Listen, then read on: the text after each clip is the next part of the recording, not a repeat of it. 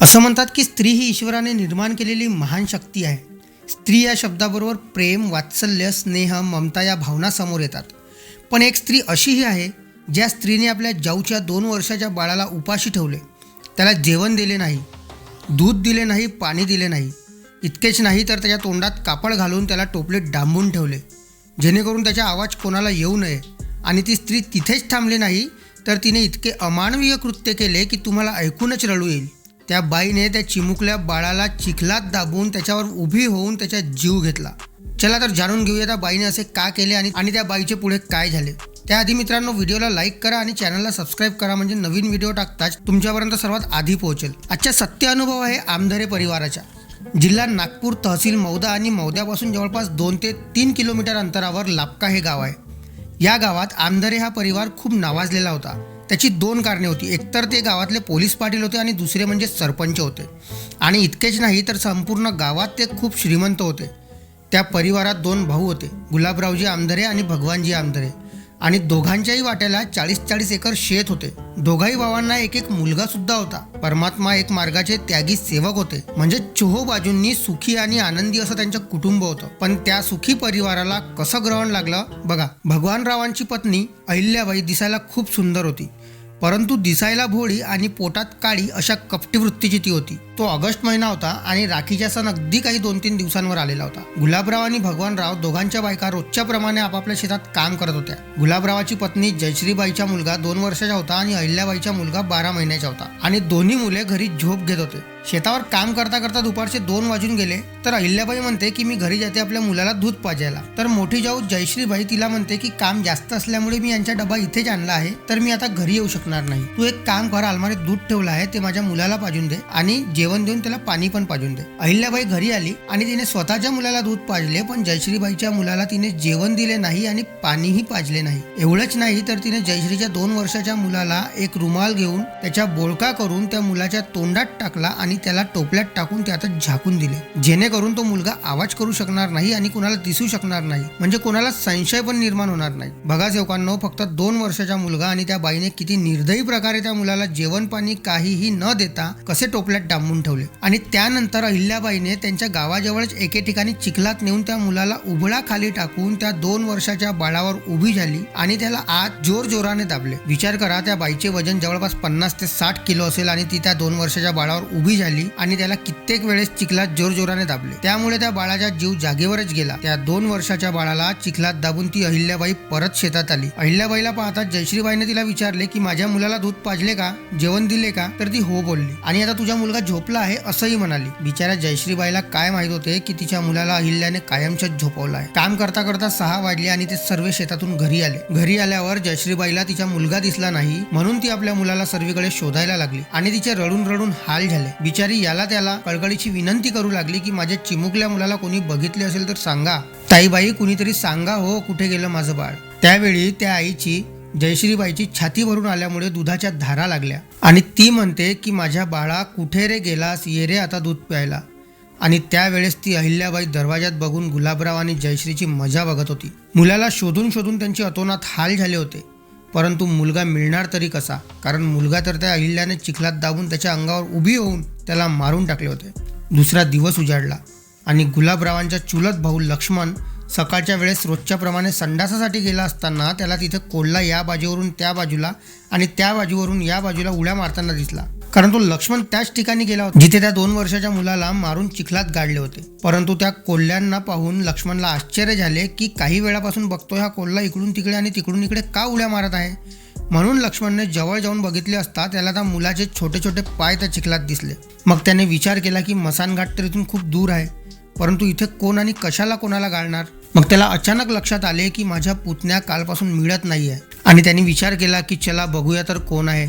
म्हणून त्या लक्ष्मणने त्या मुलाचे पाय धरून बाहेर ओढले आणि त्याला पाण्याने धुतले. पाण्याने धुताच त्याला धक्काच बसला, कारण तो त्याच्याच चुलत भावाचा म्हणजे गुलाबरावांचा मुलगा होता.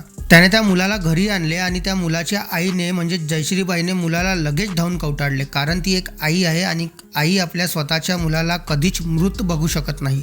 ज्या वेळेस त्या मुलाला अंतिम यात्रेसाठी आंघोळीस बाहेर काढले तर त्या आईची दशा बघून सर्व लापका गावातील बायांच्या डोळ्यातून पाणी यायला लागले. सर्व खूप रडायला लागले आणि म्हणाले की असं दुःख देव कधी कुणाला देऊ नये. ती आई आपल्या मुलाला शेवटची आंघोळ मांडीवर घेऊन करून देऊ लागली आणि हंबरडा फोडत ती म्हणू लागली की बाळा, तुझे शेवटचे चुंबन घेते रे बाळा, आणि यापुढे तुम्हाला कधीही दिसणार नाहीस रे बाळा, म्हणून खूप रडू लागली. त्यानंतर गुलाबरावजींनी पाणावलेल्या डोळ्यांनी त्या स्वतःच्या मुलाचे प्रेत घेऊन त्याच्या लाड करत त्याला चुंबन घेत त्याची अंतिम यात्रा सुरू केली. त्याच्या अंतिम यात्रेत सर्व गावकरी आलेले होते. मग अहिल्याबाईने पुढे काय केले बघा सेवकांनो. गुलाबरावांच्या सर्व गायींना, म्हशींना, बैलांना मारायला तिने सुरुवात केली आणि ती तिच्या कुकर्मात सफल पण झाली.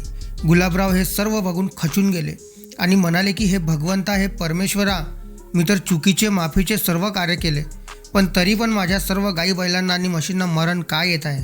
गुलाबरावजींनी निर्णय घेतला की आता महानत्यागी बाबा जुमदेवजींची भेट घ्यायलाच हवी आणि म्हणून गुलाबराव बाबांच्या निवासस्थानी गेले आणि बाबा जुमदेवजी जवळ बसून रडू लागले आणि म्हणाले की बाबा, माझ्या हाताने अशी कुठली चूक झाली की माझा मुलगा मरण पावला, माझ्या गाई म्हशी मरण पावल्या. बाबा, तुमचा दौरा आमच्या घरी पाहिजे बाबा. बाबा जुमदेवजींनी गुलाबरावजींची व्यथा ऐकून म्हणाले की येणाऱ्या 2-3 दिवसातच दौरा घे आणि बाबा जुमदेवजी दिलेल्या तारखेनुसार मौद्याला पोहोचले. भगवानजी आमदरे यांनी बाबा मौद्यावरून चालत यायला नको म्हणून छान पडद्याची बैलगाडी म्हणजेच खासर जुंपली. महानत्यागी बाबा जुमदेवजी प्रत्येक 1 ते 2 किलोमीटर अंतरावर जयघोष करायचे आणि म्हणून बैलगाडी जवळ आल्यावर बाबा जुमदेवजींनी जयघोष केला. भगवानजीला वाटले की बाबा जुमदेवजी बसल्यानंतर मी बैलगाडीत बसेन, म्हणून ते खाली उतरले आणि बाबांच्या बसण्याची वाट पाहत होते. बाबांनी जयघोष केला आणि बैलगाडीत पाय ठेवणार तोच ती बैलगाडी बाबांना न घेताच सुटली आणि लाफक्यापर्यंत ती थांबलीच नाही. महानत्यागी बाबा जुमदेवजी त्यात न बसताच ती बैलगाडी का पळाली? कारण बाबांनी म्हटलं आहे की ज्या घरात तत्वशब्द नियमाचे पालन होणार नाही तिथे मी पाणी पण घेणार नाही.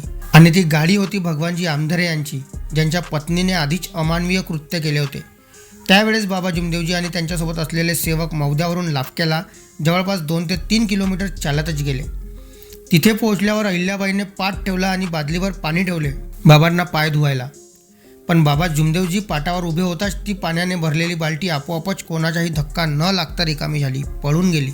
बघा हा चमत्कार. भगवंताला त्या बाईच्या हात लागलेल्या पाण्याने बाबांना पाय धुऊ द्यायचे नव्हते आणि म्हणून ती बादली आपोआपच पडली. त्यानंतर बाबा जुमदेवजी आत आले आणि पलंगावर बसले आणि पलंगावर जसे बसले तोच तो पलंग जोरजोराने खलखल खलखल हालायला लागला. कारण त्या पलंगावर जी चादर होती ती अहिल्याबाईने हातरली होती. पहा सेवकांनो, बाबा अंतर्यामी होते, बाबांना सर्व माहीत होते. पुढे बघा काय झाले.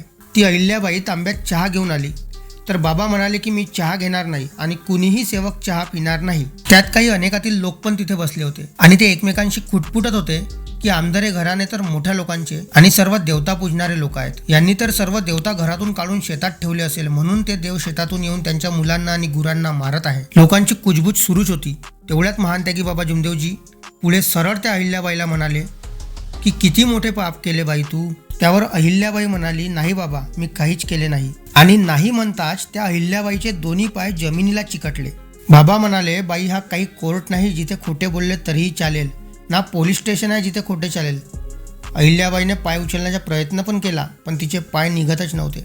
महानत्यागी बाबा जुमदेवजी म्हणाले, बाई, इथून तू पुढे खोटी बोललीस तर खंबा झाल्याशिवाय राहणार नाही. आणि अहिल्याबाईला थरकाप सुटला. हे सर्व दृश्य तिथे उपस्थित असलेले सेवक आणि अनेकातील लोक बघत होते आणि कान देऊन ऐकत सुद्धा होते. आता अहिल्याबाई आपोआपच सर्व सांगायला लागली.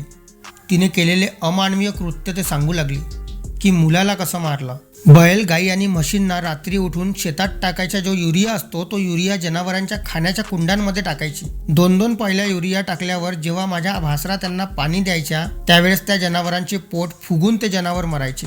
अशा प्रकारे 15-15 हजाराच्या बैलाच्या जोड्या, 7-7 हजाराच्या जर्सी गाई आणि 10-10 हजारांच्या म्हशी मारल्या. अशा प्रकारे मुलाला तर मारलेच आणि आर्थिकरित्या पण खूप नुकसान केले. यापुढे जयश्री आणि गुलाबरावांच्या डब्यात जहर मिसळून त्यांना शेतातच मारायचा माझा प्लॅन होता आणि त्यामुळे त्यांची 40 एकर जमीन पण आम्हाला मिळाली असती, हे त्या अहिल्याबाईने कबूल केले. जयश्रीबाईची आत्मा हे सर्व ऐकून अतिशय दुखावल्यामुळे ती म्हणाली की वनामध्ये तू वटवाघूळ होशील आणि अहिल्या, स्वतःचे विष्ट तू स्वतःच खाशील ग. भगवानजीने हे सर्व कृत्य ऐकून उभारी काढली आणि उभारी काढून पत्नीवर धावले आणि म्हणाले की माझ्या भावाच्या मुलाला मारलास, त्यांची गुरे वासरे मारलीस, आता तू बाई कोणत्या कामाची नाही. असे म्हणून तिच्यावर धावताच, दादा भगवान, अंगाला हात लावायचा नाही, असं म्हणताच भगवानने उभारी फेकली आणि म्हणाले की काय करायचं बाबा या बाईचं. त्यावर बाबा म्हणाले की काही करायचं नाही, अर्ध्या तासात सोडचिठ्ठी द्या हिला, घरात ठेवू नका. बाबा जुमदेवजींच्या आदेशानुसार पोलीस पाटील आणि सरपंच घरचेच असल्यामुळे अर्ध्या तासात सोडचिठ्ठी दिली आणि अहिल्याला तिच्या माहेरी पाठवण्यात आले. बऱ्याच लोकांना इथे वाटले असेल की तिने असे अमानवीय कृत्य केल्यानंतर सुद्धा तिला का असे सोडून दिले. तर सेवकांनो बघा, 20 दिवसात तिला महारोग झाला.